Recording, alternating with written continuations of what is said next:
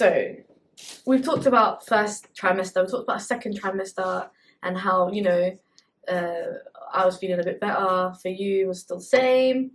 In your third trimester, did you experience anything like with the baby? Obviously, at that point, you're big, and the belly's out there. Like, how did that go for you?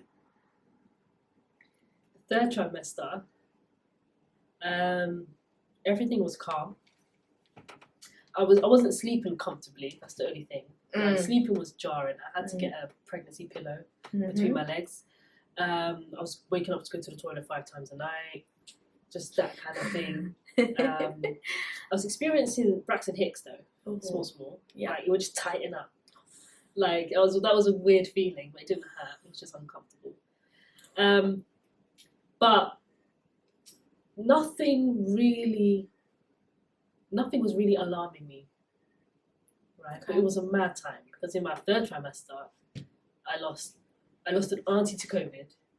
Then I lost my grandma in the next month, and in the month after that, my husband lost his brother to COVID.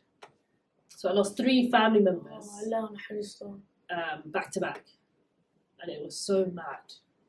Oh man! And then a couple of weeks after that, it was my induction. So honestly, that third trimester, forget about it. Yeah, that's traumatic. Wallahi. Like, it was the beginning of 2021 was just insane. So that's why I said, like, in terms of physical symptoms, nothing, but emotionally, wild. That's mad. Wild, yeah. But yeah, just mad. It was just kind of depressing. Wallahi, I can't even lie. And then towards the end of it, I was told I had to get induced early. That's that really. You said because of high blood pressure. Damn. Yeah. Well, that's sad. And it was just so scary. It was so scary. I can't even imagine what you were feeling. The pregnancy was so calm. How is it possible? Like, they kept saying to me, "Have you been getting headaches? Have you been seeing like have you been getting like blurred vision?" I was like, no. They were like, "Are you sure you haven't been dizzy? You haven't had headaches?" I was like, "No, I've been calm." But yeah, you've got high blood pressure, this, that, talking about preeclampsia and this and that. I was like, what? That was my biggest fear, you know. Yeah. That and diabetes. Like, yeah, gestational diabetes. Did they do the gestation? That was horrible. What did they call it? Gestational diabetes. I was kind of shook. You did the Lucozade thing, innit? Yeah. I was shook. So butters. Oh my god, I nearly vomited. It was disgusting. Yeah, you know, I used to love the way those little things tasted. Yeah. Now I can't look at them. I can't even stand the sight of them. So when was it? 20 weeks, innit? When you're 20 weeks. I think it was 20 weeks, yeah. So basically, when you're 20 weeks, they check to see if you've got gestational diabetes. Some people actually develop diabetes later on in the pregnancy. So what they do is they make you drink like a glass of, what do they call it? Lucozade tablets. Yeah. It's like glucose tablets. Glucose tablets, yeah. And it's basically a lot of sugar, and you have to down that. How many of them did they make you have? I had to fill up the cup with like 7, I think. Something like that. Just 7? Yeah, 7. I think I put 2 packets in there. That's what they told me to put. Yeah. I think it was like 17 of them that they made. Something dumb. I cannot remember. Disgusting. It was like I had to hold my nose. Pure sugar. Yeah, me too. And then when I actually smelled it and tasted it after, I was like, but I made sure I didn't get blackcurrant, because blackcurrant makes me sick. Oh, I had the yellow one. I think I had orange or lemon. Yeah, blackcurrant makes me sick. I cannot stand it even now. But blackcurrant is disgusting. No. So yeah, so basically they test to see if you've got diabetes, and I remember when I got the text message from my midwife to say that my results were all good. Yeah. I was like, alhamdulillah. For me, they said to me, if we contact you, bad news. If we don't contact you, good news. I said, alhamdulillah. When they didn't contact me, I was like, okay, it's been 2 weeks. Nobody's going to call me. I was like, thank God we're good. I got shook because my mum's diabetic, my grandma's diabetic. So it's like, it's in the family, and my mum was like, the way you've been eating, your diet, she was like, I want to be surprised. I was like, please don't scare me. But yeah, I wasn't diabetic. So I was really glad. But that third trimester for you, man, fuck. The third trimester for me was really, really like heartbreaking. Well, I can't even imagine how you was feeling. Like, it's mad. Just thinking about that, I actually just can't even imagine. Yeah, my husband, bless him, was grieving when his brother died. 'Cause Suddenly, Do within you 2 know days. where it is? I know what it's like to lose multiple family members like in one go, like so quickly. But I wasn't pregnant. Now I'm thinking being pregnant as well.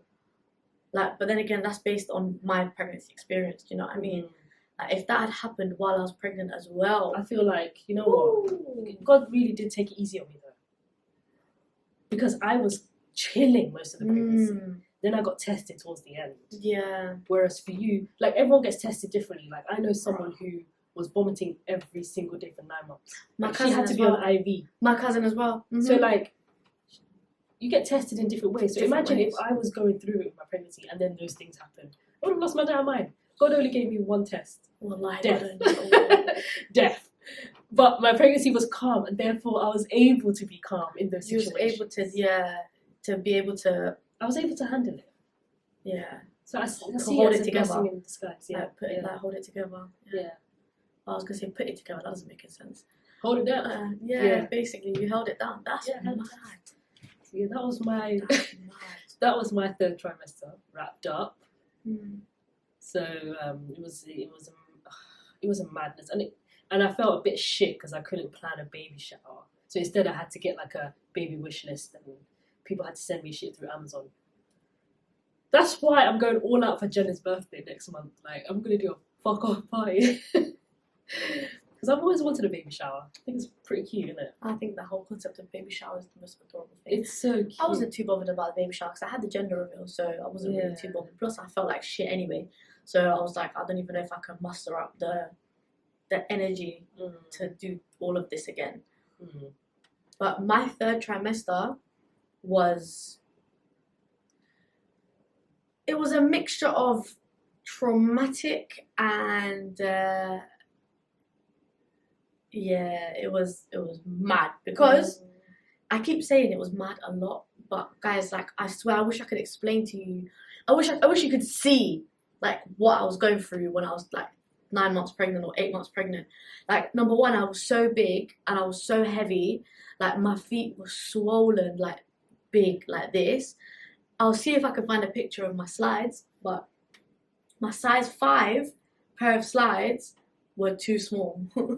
My foot was that fat, like it was a struggle. It was also winter and I was just always burning up. I was always so hot.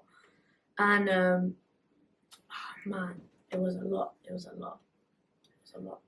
And then Hannah in my belly just stopped moving a few times. And I had a little bit of a heart attack because she had like a routine at that point where she was like, where I know she's awake and then like where she's sleeping and like, you know, where she's moving around a lot. She's got bare energy. And then she just stopped completely all of a sudden. And I remember the midwife saying to me, oh, it's better to be safe than sorry. So if anything does happen, come in. And at that point, I was already in London. So I did the self-referral to Chelsea West. Yeah. And like, it was so easy, so simple. Yeah. They just accepted me. All of that, it was all good. Like everything was fine. They didn't ask me too many questions. I just showed them the book that I had from Birmingham, and they were like they analysed it, and then they just put it onto my records in London. And I think I went into that triage maybe 3 times or 4 times because she just stopped moving. So how long would she not be moving for you to know? So if I wake up in the morning and she's not moving, I'm like, bruh, you're still asleep? Then it gets to midday and she hasn't moved. And I'm like, what the fuck? And then I get a cold glass of water, down it, and then she doesn't start moving. And I'm like, what the fuck? And I get some chocolate, I eat some chocolate, and then she doesn't start moving because you need some sugar in it. Wait, so Usually how sugar- often does the baby have to move? Well, so that's the thing, This is like, things that I didn't know, you know. they have a routine in it. Like, they develop a routine in the womb, cool. which they kind of stick to outside of the womb. Because mine was sleeping during the day, but she'd be kicking me all night. Right, mine as well. Okay, cool. So, but the thing is, mine would wake me up in the morning. Mm-hmm. So, as well, I had this thing where I could only sleep for 4 hours. Yeah. So, it's kind of carried on until now. Like, I struggle to sleep longer than 4 or 5 hours. But literally, I could only sleep for exactly 4 hours at a time, and then she'd wake me up kicking me. So if she didn't do that, I'd be like, oh, that's different, you know, like, oh, I'm missing something. Yeah, and then like I had to go in, like the times where she wouldn't move for hours, I'd be like, what's going on? And you know, like you're so scared. You're like, I'm nearly at the end. Like this is the last hurdle. Yeah. And like the whole stillbirth thing. Sorry if this is a trigger warning for anyone, but the whole stillbirth thing, like it had my heart beating. Yeah. Like I think that's why as well I was saying about the stress thing. That's probably why she's more stressed than other babies, because I was stressed. Like just the thought of like just the Going thought through all of that of anything happening to her had me, you know, when men said had me by the balls, like had me by the balls. I don't have balls, but it had me like by the ovaries, bro. It had you by the cervix, bro. Like. Literally, it had me like I was terrified. I don't think I've ever been scared of anything that much. I think now I'm still scared of stuff because of her, like to do with her. But in that moment, I had never been that scared of anything in my life. And just going there, you know what she used to do to me? Oh my God, you know what she used to do? The minute I get out of the taxi to go into the hospital, starts kick. And you know me, as soon as I get there, as soon as I get there, I'm like, I've already got here. We're still going anyway. We're still going inside. I'm not gonna do a U-turn and go home just because you've kicked. So I've gone upstairs. They've checked everything. Like you know, they've done all of the. They're like, oh, she's fine. I've heard her heartbeat, and now I feel more secure. And I'm like, you're taking the fucking piss. One time I got there, wallahi, as soon as they put the 2 monitor things on me, all you see is like there's one that monitors her kicks, and it goes up and down when she kicks, and then when she doesn't kick, it's just a straight line. Then there's another one that just does the heart rate, like straight. The one where they're kicking, as soon as they put it on, like kicking left, right, and center, and I'm looking at the woman and I'm like, this is the first time she's kicked in like 6 hours. Like, why? And the woman was like, oh, sometimes, you know, the noises around triggers them and they can hear it and then they wake up. But I was like, yo, what the fuck? Like, I think it was 3 times. I think it was 3 times. It wasn't 4 times, it was 3. And then that's why they wouldn't let me. Okay. I nearly gave away something for the labour story. I had to hold myself back just then. The labour story is something else. I'm not trying to spoil nothing now. That is mad. Okay, we're not gonna tell you that. I don't want to say too much. I'm not gonna talk too much. I had to cut it short, the whole high blood pressure thing as well. Yeah, I'm not gonna speak too much because the labour story is a story on its own. Exactly. So yeah, basically, that is my 3rd trimester wrapped up. But I think if I'm gonna wrap up the whole pregnancy, there's so many things that I didn't include. Like I fell down the stairs. I didn't include that. I forgot to mention what that. What trimester? Don't say the first. 2nd. It was just after the 1st. It was just I fell down the stairs in the flat in the house that we lived in. It wasn't a flat. It was a house. Had stairs, and the stairs were like this, like steep, and I went down the stairs, like my back, my neck, like my lower back, the whole of my side was fucked. Then I got dirty Braxton hicks at like 4 months or 5 months. Right, that's early. Because of that, I think it's because I fell down the stairs, and that one had me by the balls as well, because I was like, yo, am I gonna lose my baby just because I fell down the stairs? What the fuck? Oh my God. Right? And did you get it checked out? It was bad. I had to go to hospital. I got it checked out. I was crying down the phone. The Braxton hicks fucked me up, and then I stayed awake all night, and then I woke up the next day and I went to the shop, and it took me 45 minutes to go to the shop, even though the shop is a 5-minute walk, less than a 5-minute walk. I stopped every 2 steps because of the Braxton hicks. It was bad. The midwife told me, go get some paracetamol. If you're pregnant, make sure you always have paracetamol in your house, because that's where I fucked up. And I had to go to the shop on my own, and it was fucked. It was not nice. Yeah, and then I walked all the way back home. I popped the paracetamol in the shop. after about 45 minutes, it started to kick in, and alhamdulillah, the Braxton hicks went away. But they were equal levels to the contractions that I had. Equal levels. It was that bad. It was that bad. I cried. It was in the middle of the Oh night. my God, I would have been scared too. Like early labour. I thought I was in labour. Wallahi, I stayed awake. I couldn't sleep all night, right? And at that time, it was after I'd fall down the stairs. I refused to go upstairs unless I needed a shit or a shower. So I refused to go upstairs unless I needed a shit or a shower. And I would crawl up the stairs and then I would crawl back down the stairs. Just because I had PTSD from falling down the stairs. Yeah, and I slept on the sofa for like 3 months. It was really, really bad. To be fair, the sofa was more comfortable than the bed anyway. But no, I slept downstairs for months. That's terrible. Because for me, the Braxton hicks was it just felt tight. It wasn't painful at all. It just felt like my stomach was getting tighter. For me, it was a full-blown contraction.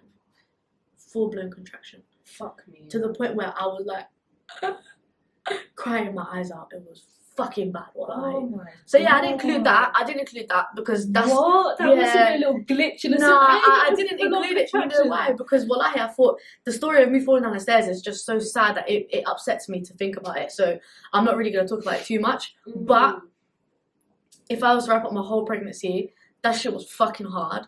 Yeah, I can imagine. I am traumatized still. Been 2 years. They say you forget. Forget that. No, they say you right forget. Now.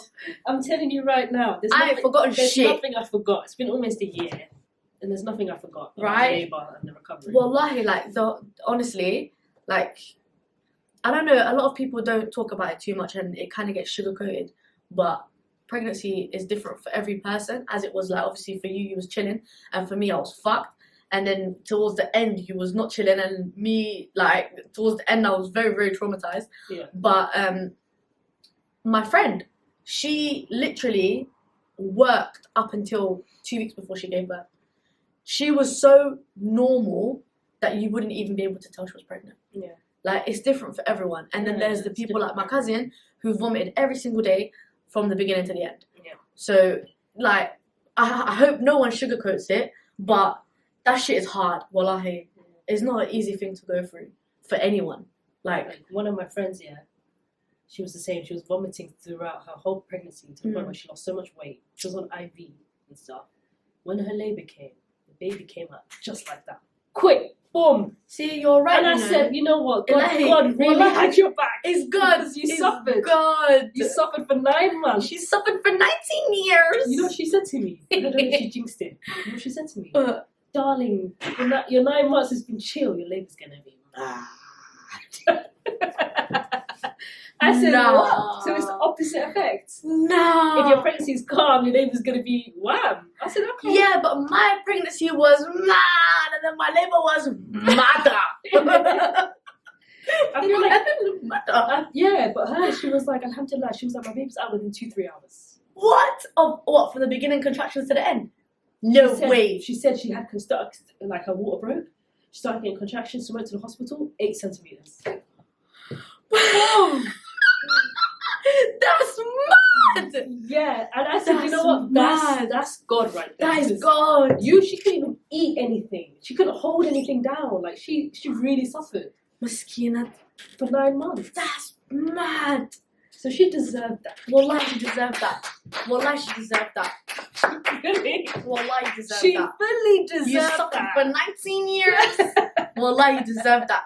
That was her sitting on a yacht in a farm in Dubai. MashaAllah. I might even ask her if she wants to join us on this channel one day. Oh my days, We'll we would love to have you. That is a mad But story. if anyone deserves a quick labour, Wallahi, that's a mad story.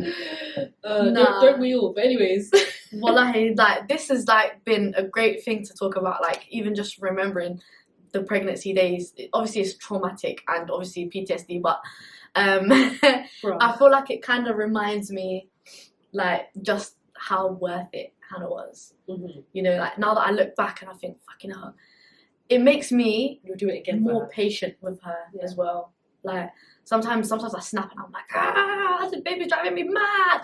And then I remember what I went through just to get her, and the thought, the feelings, just even the possibility that something could have happened to her in my womb, like that, it just brings me straight back, and the patience levels just go up. Wallahi, 100%. I think this is why they say your mum, and then your dad.